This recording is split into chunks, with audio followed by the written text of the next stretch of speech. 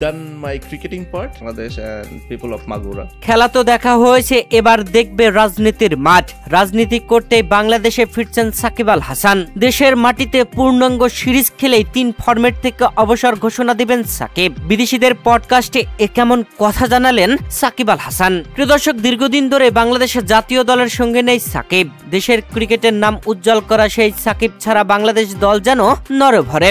তবুও সাকিবকে রাজনৈতিক কারণে দেশের ক্রিকেট থেকে দূরে সরানো হয়েছে। বাংলাদেশে দীর্ঘদিন ধরে আসতে পারছেন না সাকিব। দেশে আসার জন্য মনটা ছটফট করছে সাকিব আল হাসানের। প্রিয় দর্শক, বিদেশি বিভিন্ন লিগে সময় কাটাচ্ছেন সাকিব আল হাসান। বাংলাদেশের জাতীয় দল থেকে এখনো কোনো ফরম্যাটে অফিসিয়ালি ভাবে অবসর নেননি সাকিব আল হাসান।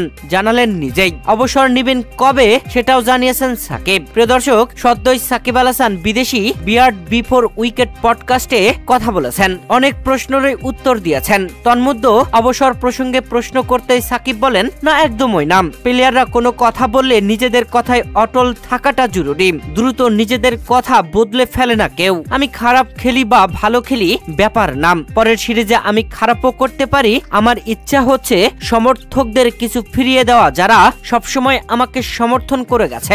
একটি হোম সিরিজ খেলে 3 ফরম্যাটে আমি বিদায় জানাতে চাই। বিদায়ী সিরিজ খেলে আর খেলা চালিয়ে যাব না। ভালো খেলি বা খারাপ, শুধুমাত্র সুন্দর একটা শেষ চাই। ঘরের মাটিতে খেলে বিদায় নিতে চাই। প্রিয় দর্শক, বাংলাদেশে গত নির্বাচনে এমপি পদপ্রার্থী ছিলেন সাকিব আল হাসান। বিপুল ভোটে মাগুরার আসন থেকে এমপি হয়েছিলেন তিনি। প্রিয় দর্শক, রাজনীতি চালিয়ে যাবেন কিনা বা রাজনীতি নিয়ে প্রশ্ন করতেই সাকিব আল হাসান উত্তর দেন, ক্রিকেটিং ক্যারিয়ার প্রায় শেষ, রাজনীতিটা বাকি আছে মনে হয়।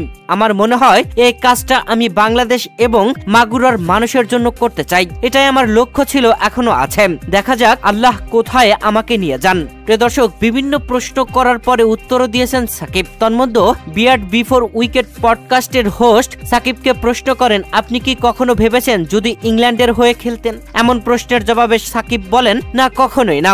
আমি বাংলাদেশি, এভাবেই থাকতে চাই। আমার ক্যারিয়ারটা বাংলাদেশের হয়েই হয়েছে, এতে আমি গর্বিত।